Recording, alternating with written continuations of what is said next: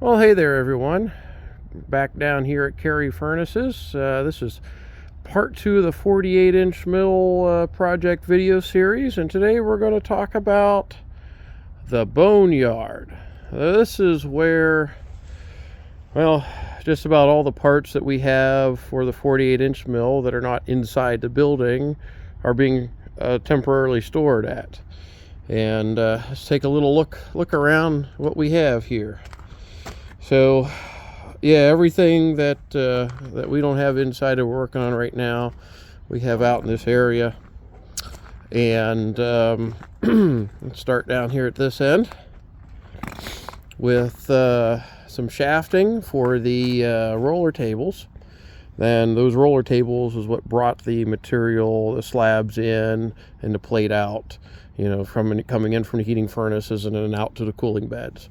So each one of these bevel gears would have turned a roller, and we have sitting over here, we have a lot of the rollers from the tables.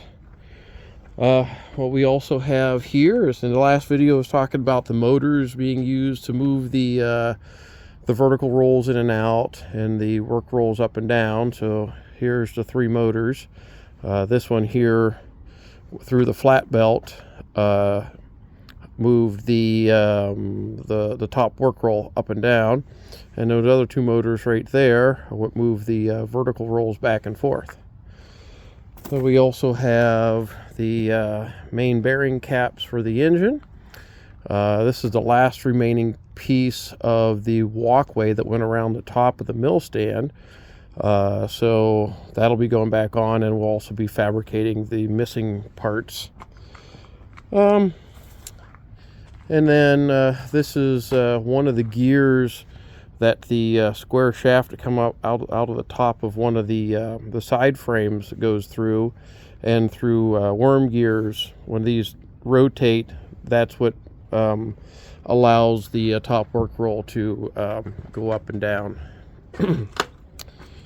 And then we have the eccentrics for the steam engine. So there's 4 of those. So we have all 4 except for we don't have that eccentric strap. That somehow got lost, stolen, whatever, in the 20-some years that this thing's been in storage. So we're gonna have to figure something out on that. And we come over here, some bits and pieces that go back and forth between the mill frames. And then over here is one of the connecting rods. The big end here, unlike the Todd, which had the Babbitt cast directly into the rod, this one here had a separate liner, and that liner is missing. It was probably made out of bronze with a Babbitt lining, and I'm sure got stolen and scrapped at somewhere along the way, but oh well, those things happen. Here is a coupling between one of the spindles and then the end of one of the mill rolls. So we have a couple of those here. Here's the other connecting rod for the engine. This end here fits on the end of the crankshaft that doesn't have a return crank. This is the end that just has the crank disc, so that's why it's the different type end, because it didn't need to actually go, that crank pin didn't need to be as large in diameter because it wasn't transmitting all the power out to the universal joint. So there were also railings for the various ladders and walkways. The original railings had these real nice cast brass fittings. So you had a finial, and then you had a T that was cast, and you can see another one down there, and then the porcelain enameled engine stop sign. So this this box here, on, off, that's emergency stop for the engine. And there's been several locations around the mill that you could have shut the engine down in an emergency situation. We also have some covers over here. Here's a crossover that went between the pinion stand and the engine. Let's see, here's a couple. I'll show you what the vertical rolls look like. So here's two of the vertical rolls. They're not in their in the casings that they were in. And we got others over here that are complete, and those are ready to go into the mill. And you can see they've got the bearings and everything. This is just the roll themselves and the bevel gears. This mill had manipulators on either side, so we have some parts for the manipulators. And over here's this one manipulator assembly here. There's another one that's in the building. Got a couple more work rolls, or I mean roller table rolls.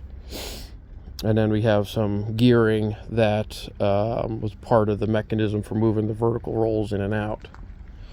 And then we had what drove the vertical rolls were these large bevel gears. So there's supposed to be 4 of these. We only have 1.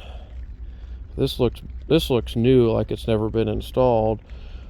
I think maybe when they shut the mill down, I don't know what happened, whether the old ones were taken out and they had new ones ready to go in, or what, but we've got to come up with 3 more of these. So that's something that we're going to have fabricated.